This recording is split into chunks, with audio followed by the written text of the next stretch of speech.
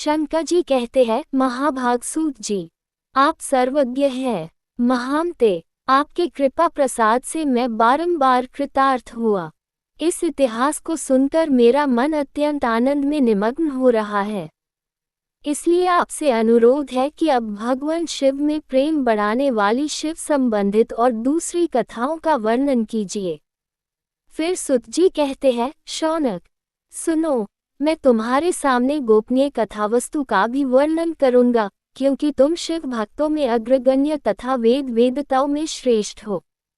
समुद्र के निकटवर्ती प्रदेशों में वाशकल नामक एक ग्राम है, जहाँ वैदिक धर्म से विमुख महापापी द्विज निवास करते हैं।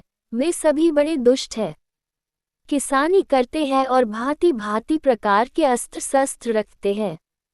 वे व्यभिचारी और खल हैं। उन सब को इस बात की बिल्कुल भी आभास नहीं है कि ज्ञान, वैराग्य तथा सधर्म का सेवन ही मनुष्यों के लिए परम पुरुषार्थ है। वे सभी पशु बुद्धि वाले हैं। जिस स्थान के द्विज ऐसे बुद्धि वाले हो, वहाँ के अन्य वर्णों के बारे में क्या कहा जाए। अन्य वर्णों के लोग भी उन्हीं की भांति कुत्सित विचार रखने वाले, स्वधर्म विमुख एवं खल है। वे सदा कुकर्मों में लिप्त रहते हैं और दिन प्रतिदिन विषय भोगों में ही डूबे रहते हैं।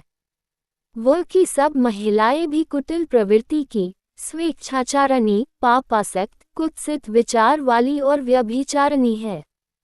वे सद्व्यवहार एवं सदाचार से सर्वथा शून्य है। इस प्रकार वाशकल में केवल दुष्टों का ही निवास है। उस वाशकल नामक ग्राम में किसी समय एक बिंदुक नामक ब्राह्मण रहा करता था। वह दुरात्मा, महापापी और बड़ा ही अधम था।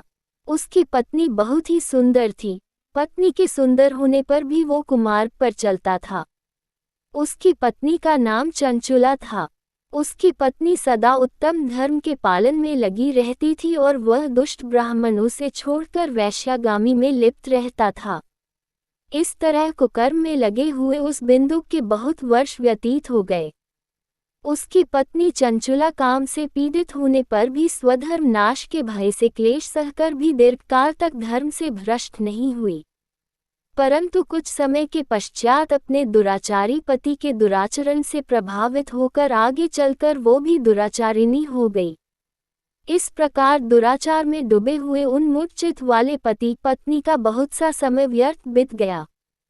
तदनंतर शूद्र जातीय वेश्या का पति बना हुआ वह दूषित बुद्धि वाला दुष्ट ब्राह्मण बिंदुक समयानुसार मरकर नरक में जा पहुंचा। बहुत दिनों तक नरक के दुख का भोग करने के बाद वह मूढ़ बुद्धि पापी विंध्य पर्वत पर भयंकर पिशाच बन गया। इधर अपने दुराचारी पति बिंदुक के मर जाने के पश्चात वह मूढ़ हृदया चंचुला बहुत समय तक अपने पुत्रों के साथ अपने घर में ही रही। एक दिन दैवयोग से किसी पुण्य पर्व के आने पर चंचुला अपने भाई बंधुओं के साथ गोकर्ण प्रदेश में गई। तीर्थयात्रियों के संग जाकर उसने भी उस समय जाकर किसी तीर्थ के जल में स्नान किया। फिर वह साधारणतया मेला देखने की दृष्टि से अपने बंधुजनों के साथ यत्र तत्र घूमने लगी।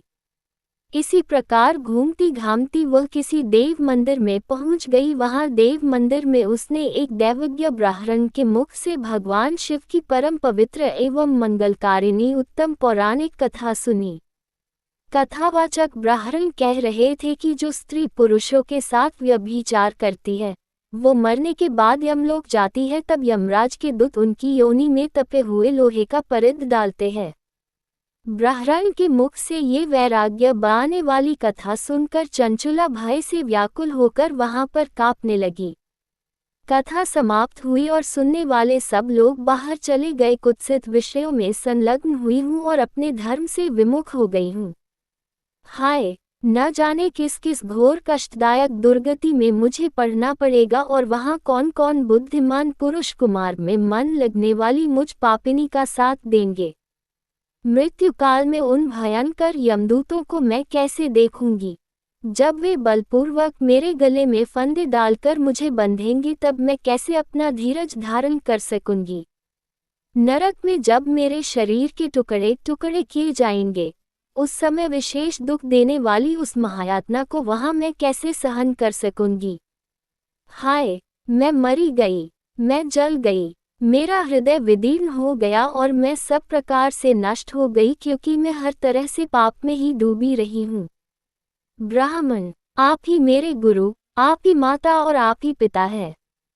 मैं आपकी शरण में आई हूँ, मुझ दिन अबला पर आप ही उद्धार कीजिए। अब सूत जी कहते हैं, शौनक, इस प्रकार खेद और वैराग्य से युक्त चंचुला ब्राह्मण देवता के चरणों में गिर पड़ी।